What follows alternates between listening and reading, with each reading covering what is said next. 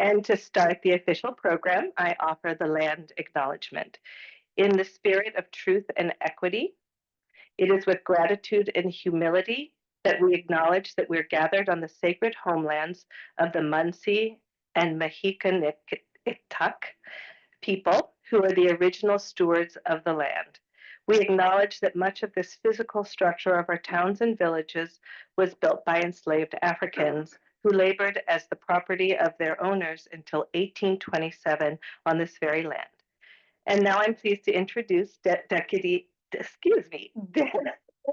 Executive Jamie Capuano. Thank you. Hello, everybody. Good afternoon and welcome to Ulster County's 2026 Ulster County Executive Budget Presentation. It's a very exciting day for all of us here. I would like to take a quick moment to recognize the esteemed guests who have joined us here today. We have Comptroller March Gallagher, District Attorney Emmanuel Neji, saw him over here, Ulster County Sheriff Figueroa, Deputy Clerk Andrew Harris. Back. We also have with us a bunch of legislators today. We're going to start off with Deborah Clinton. We have Jeff Collins, John Gavaras, Amanda Jo Green, Gina Hansett, Aaron Levine, Herb Litt, Kathy Nolan, Richard Walls, Joe Donaldson, Abe Uchatel, Hewitt, and anyone I may have missed. We also have with us today Elmville Mayor Evan Trent. Kingston Mayor Steve Noble, Lloyd Supervisor Dave Kravchuk, Town of New Paltz Supervisor Amanda Gatto, Rochester Supervisor Aaron No, and we are also joined today by David Violante from New York State Emergency Medical Services Council. Thank you. We also have with us Ulster County Chief of Staff Jen Zhao, Ulster County BOCES Superintendent Dr. Jonah Shanker, CSCA Union President Tina Buono. We are also joined by representatives from the offices of Governor Kathy Hochul and Senator Michelle Hinchey. So at this time, I would like to welcome Marie English from our Department of Veteran Services to lead us in the Pledge of Allegiance.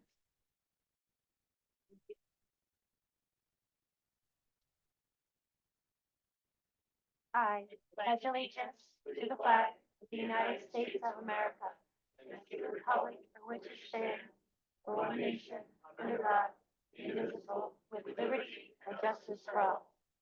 Thank you. Thank you, Marie. It is my pleasure to now introduce Chair of the Ulster County Legislature, Peter Criswell.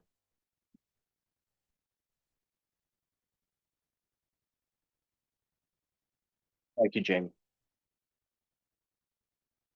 Good afternoon.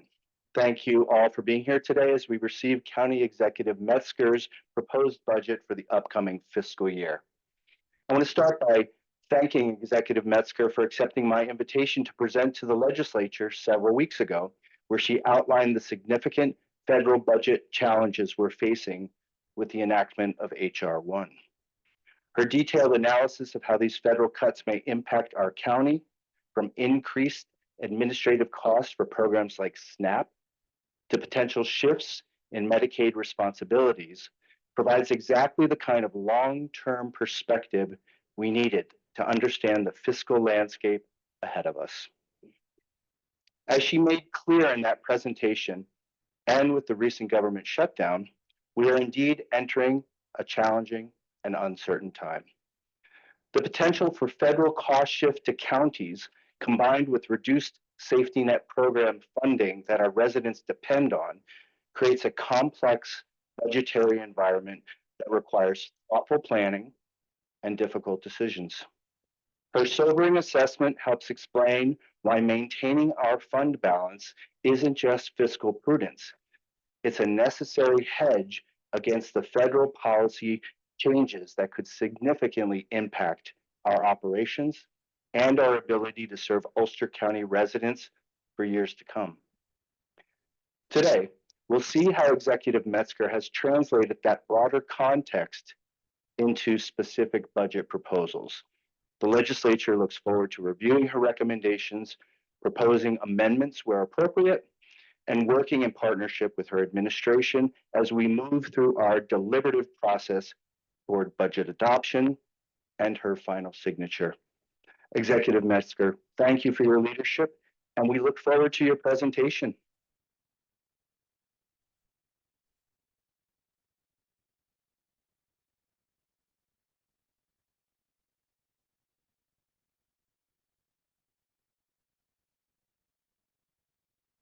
Good afternoon, everyone. Thank you, Chair Criswell, for setting the table so well for today's address. I also want to thank all the county legislators, department heads, local elected officials, union leaders, and community partners who are here with us today, and for the work you do every day for the people of Ulster County. It is just a great honor to work with you. And while the federal government may be shut down, the county government remains open for business. As Chair Criswell underlined, we are in tough and uncertain times. Yesterday morning, I got a call from the governor's office letting me know that the federal government was cutting over 90% of annual funding to counties under the state Homeland Security Program for fund programs that protect us against terrorist threats. Then at midnight last night, the federal government shut down over disagreements about cuts to health care in the federal budget. We will know better in the coming days how the shutdown will affect federal programs that we administer, including employment and training programs and the Women, Infant, and Children Nutrition Program and other programs. What we do know is that the federal budget law that was signed in July pushes federal costs down to states and counties. That budget also makes deep cuts in the social safety net to help pay for tax cuts largely benefiting the wealthy and corporations, while leaving struggling households with less. There is no disputing this assessment. It comes straight from the Congressional Budget Office. These federal cuts are being rolled out over 3 years, and the negative impacts on the county budget are expected to grow larger each year. How the state responds to federal cuts will play a major role in determining the size of impacts on counties and communities. I hope you will join me in urging our state leaders to use all the tools in their toolbox to fill federal funding gaps, including changes to the state tax code to more fairly tax large corporations and the wealthy who are receiving an enormous windfall from federal tax cuts. The wealthiest 5% of New Yorkers will gain an estimated $13 billion in 2026 alone. The funds have to come from somewhere, and they shouldn't come from our residents who are struggling to make ends meet. We'll begin to feel the first impacts of the federal cuts next year.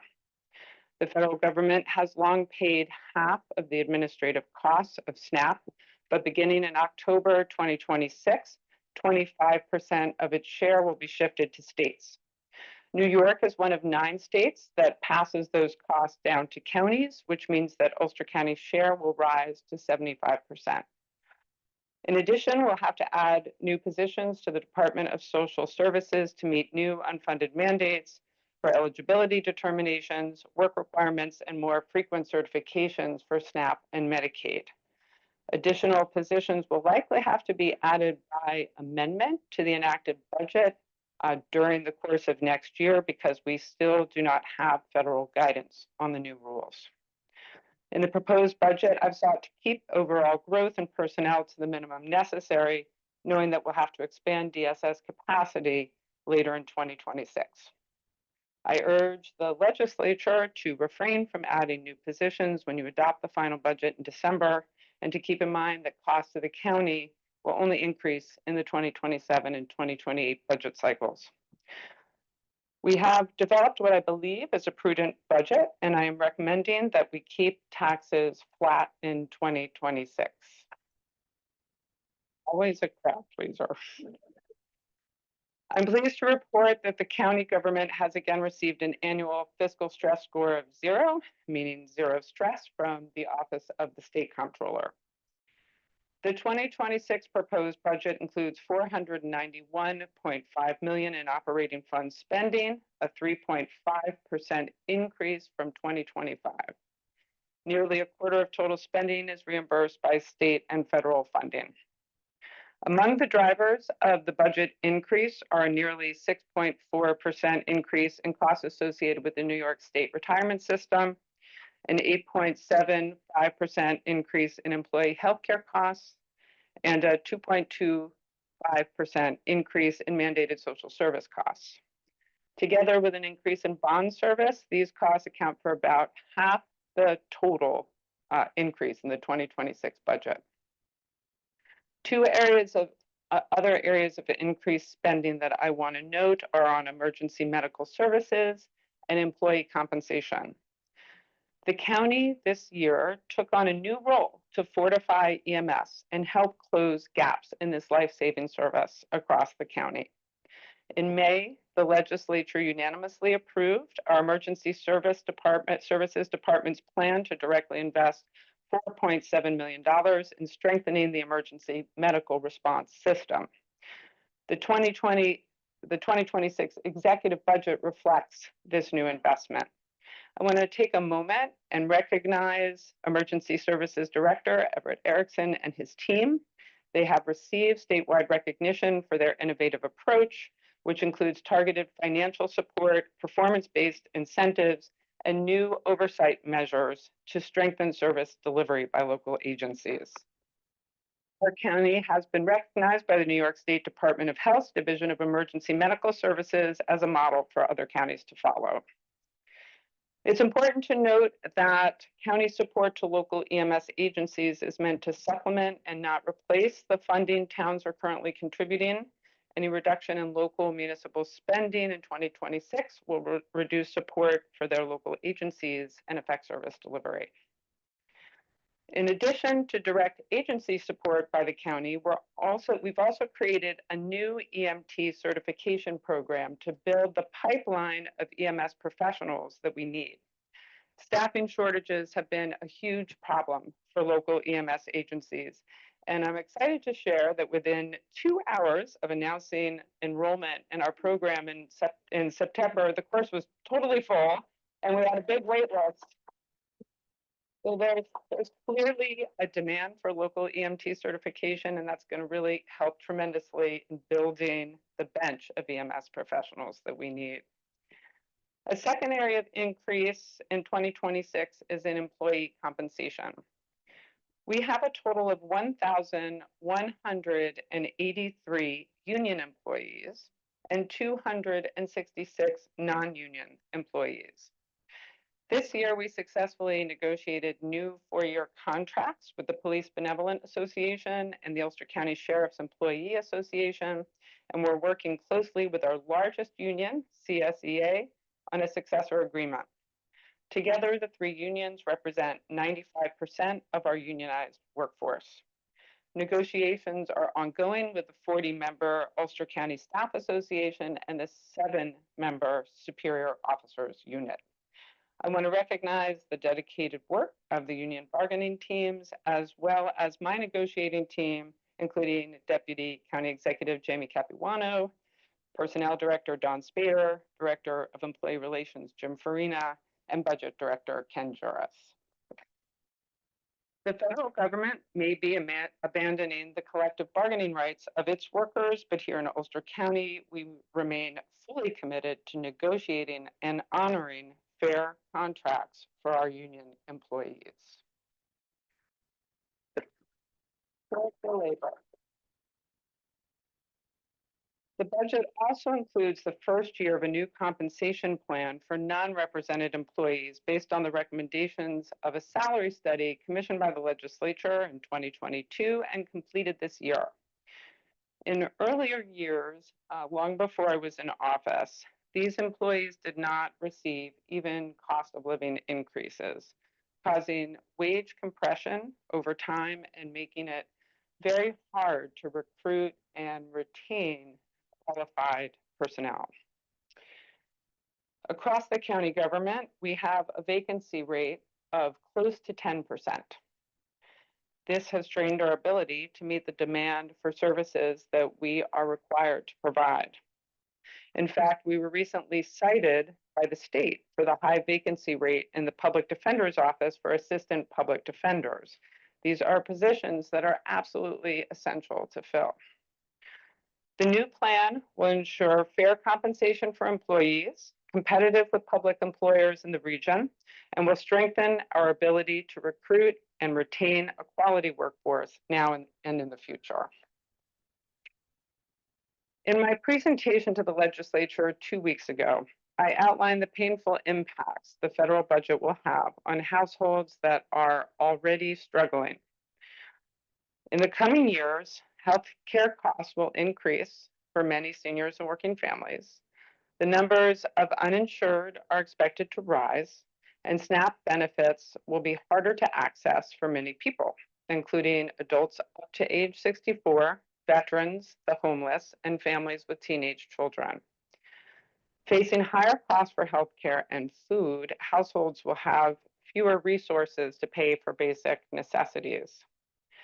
Making matters worse, the administration in Washington canceled over $1 billion in USDA nutrition programs this year. As a result, the Regional Food Bank is delivering 2 million fewer meals in 23 counties, including ours. To help meet the expected increase in demand, I'm proposing a third round of food security grants for 2026 to local food pantries and community-based food security programs. I'm also recommending that we add $150,000 in new funding for Meals on Wheels to expand home-delivered meals for seniors. And speaking of wheels, we're expanding rides for seniors through our Office of the Aging's Neighbor to Neighbor program, a modest investment that will significantly increase our capacity to organize volunteer drivers, coordinate scheduling, and make sure that seniors who don't have reliable transportation can get to doctor's appointments and the pharmacy. By strengthening the program, we're reducing missed doctor's appointments and lapses in medication, improving health outcomes, and lowering long-term costs. This, along with our Meals on Wheels investment, will keep our seniors healthier and connected to care. She turned 108, and that was the second 108th birthday I went to that like the same month, which was incredible. We must also continue to invest in housing. I'm proud to share that this fall, over 270 seniors and families will be moving into new affordable homes that the county helped make possible. And later in October, the legislature will vote on a second round of housing projects I've recommended for Housing Action Fund support. We're supporting a robust pipeline of affordable housing, but these homes cannot be built overnight. And I'm recommending more immediate steps to reduce housing instability and expand alternatives to emergency housing in motels. This includes expanding our eviction prevention program, a bipartisan initiative of the legislature in 2023 to improve access to legal counsel by tenants in their most vulnerable moments. This past year, Legal Services of the Hudson Valley provided a wide array of legal services, legal guidance to 243 Ulster County families, and directly prevented 38 evictions. If those 38 households had entered our emergency housing system, our county share of that cost would have exceeded what we spent on this program. If we increase the budget to $640,000, we can extend legal counsel to all who qualify for it and keep more residents in their homes and out of emergency housing. This is an upstream investment that pays for itself by helping keep families in their homes. For families who have lost their homes, I propose we allocate $2 million from the Housing Action Fund in 2026 for a new emergency housing shelter for families. This shelter would be owned and operated by a nonprofit partner and who would provide nutritious meals on site, provide casework and other services on site.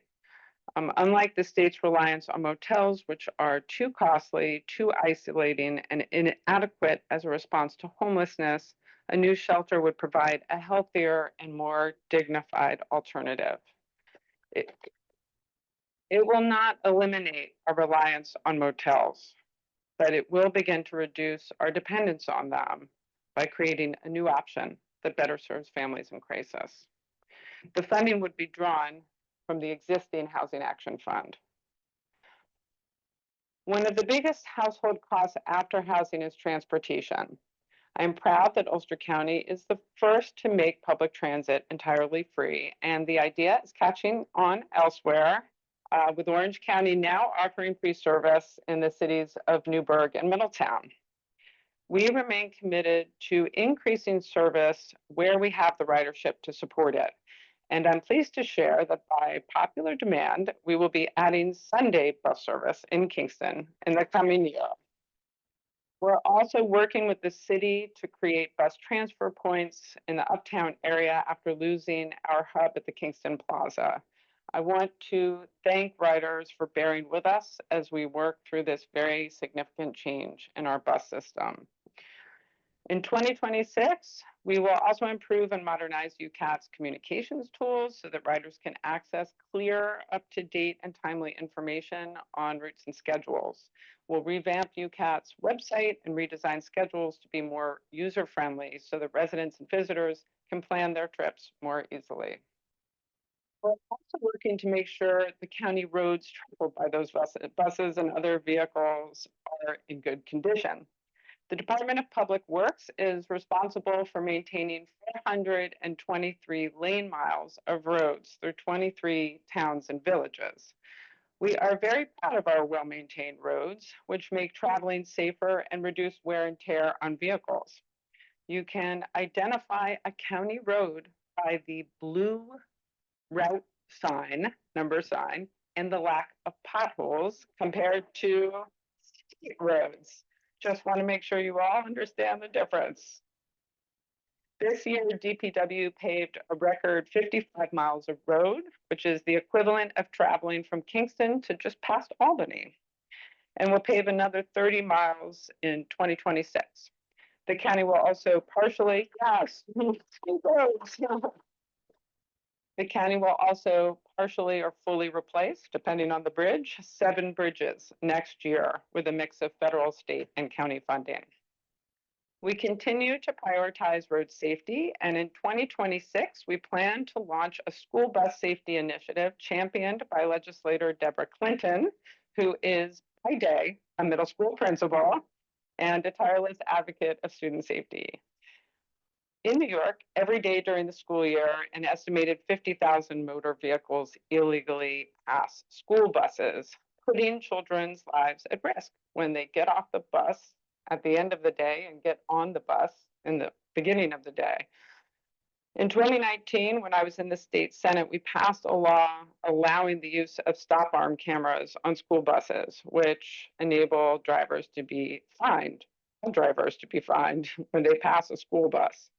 A number of counties, including Orange and Dutchess counties, have implemented these programs with great success. 98% of vehicle owners who receive a fine for illegally passing a stopped school bus do not repeat the offense. The school bus camera program is administered by a vendor as a turnkey service with no upfront cost to the county or to school districts. A portion of the revenue generated by fines pays for the service, and the rest returns to the county to invest in school and road safety programs. It's a net positive for the county from a fiscal perspective, and most importantly, from a child safety perspective. Those are my kids when they were really little. We remain committed as ever to protecting the planet and our children's future. As we build our new emergency communications center at Paradise Lane in New Paltz, we're making it a model for clean energy and resilience. Construction is underway on the all-electric facility with geothermal heating and cooling supported by $1 million grant from NYSERDA. Solar panels on the building's rooftop will generate approximately 25% of the building's needs, and the remainder will be supplied by a ground-mounted system that will make this building net zero. We are, yay! We're also planning to install a second solar array on the same property, potentially with battery storage, to cover electricity usage in other county buildings. These investments will lower utility bills, protect against future energy price increases, and bring us much closer to our target of meeting 100% of our government electricity needs with locally generated renewable power. I want to take a moment to recognize legislator Manajo Green and the work of the volunteers of the Renewable Energy Implementation Working Group. The working group has been looking at ways to increase the amount of renewable energy that can be generated in Ulster County and has highlighted the critical roles that local governments can play.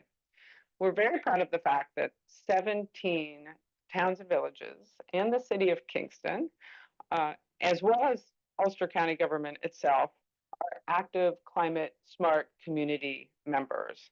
But we also know that renewable energy planning and project development can be highly technical and time consuming. To better support our local governments, as recommended by the working group, I'm proposing a partnership with the Hudson Valley Regional Council to provide additional technical assistance to help municipalities in their efforts to reach their clean energy goals.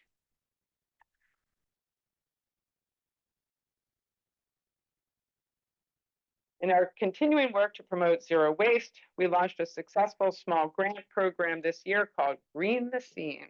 It's a partnership of the county's tourism and environment departments and the Ulster County Resource Recovery Agency to support composting and recycling at the county's many fairs and festivals.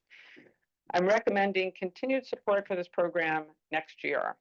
The county's fairs and festivals are a vital part of community life, and our tourism industry drawing hundreds of thousands of people a year, and they provide a unique opportunity to reduce hundreds of tons of waste and model sustainable practices. As a county, we're fortunate to have a community college that has provided affordable post-secondary education and career pathways for our young people for generations. SUNY Ulster has educated legions of Ulster County residents over the last 64 years who have gone on to careers in business, nursing, education, government, and other rewarding fields. At the same time, our community college, like many community colleges, is at a crossroads because of major demographic and economic changes that have occurred in recent decades. In Ulster County, we've seen a nearly 24% decline in the birth rate, a trend that is expected to continue, and a changing economy and job market that favors bachelor's degrees over associate's degrees in many fields. As a result, SUNY Ulster has seen a decline in enrollment over time. COVID's also had a lasting impact on the number of students on campus, with many students opting for online classes. The result of all of these trends is that the main campus is underutilized, with building space in excess of 2.5 times what is currently needed, according to a recent space needs assessment. This, again, is not a situation unique to Ulster County. Community colleges everywhere are facing a similar reality. For 2026, SUNY Ulster has requested that the county add $115 million in capital projects to our 6-year capital plan. This is separate from the requested $7.1 million in operating expenses, which I've included in the executive budget. However, in the absence of a plan to guide long-term capital investments in response to changing campus needs, I'm holding on new capital funding requests at this time. With the college's consultants now wrapping up work on a facilities master plan, this is the perfect moment for the county and college to review the plan's recommendations together and chart a path forward for the campus that will serve the needs of our community today and tomorrow. To move this work forward, I will be creating a Reimagining SUNY Ulster Committee in partnership with college representatives to inform these county investments. Every challenging situation creates an opportunity for innovative and creative solutions. We continue to believe that a strong community college has an important role to play in our local economy and in opening doors for people of all ages to meaningful careers. 2026 is an important year for our county and country as we commemorate the 250th anniversary of the American Revolution and Ulster County's important historic role. Our county clerk's office, county historian, and tourism departments will be taking the lead in coordinating and supporting events and programs around the county in partnership with schools, museums, and cultural organizations. I've included $80,000 in the executive budget to support this work. And to honor those who have served and sacrificed throughout our 250-year history, our Veterans Service Agency has proposed to launch a Hometown Heroes small grants program to help local governments with the cost of banners, honoring veterans, and local heroes. The nation's history reminds us that progress is rarely born in times of ease. It is in moments of trial, when people choose courage over fear and unity over division, that we have made our greatest strides. We are living through such a time now. The challenges before us are real, but the spirit of this county is resilient. Today, I see dedicated public servants, committed community partners, and neighbors who care deeply about one another. That is our strength. It is greater than any hardship we face. In the face of uncertainty, Ulster County remains steady. We keep moving forward, strengthening our services, investing in our communities, and laying the foundation for a better future. If we continue to listen to each other, to act with fairness, and to live by the neighborly spirit that bound our towns and hamlets together, then we will not simply withstand these times, we will rise from them stronger and more united than ever before. That is our charge, and that is the enduring spirit of Ulster County. Thank you very much.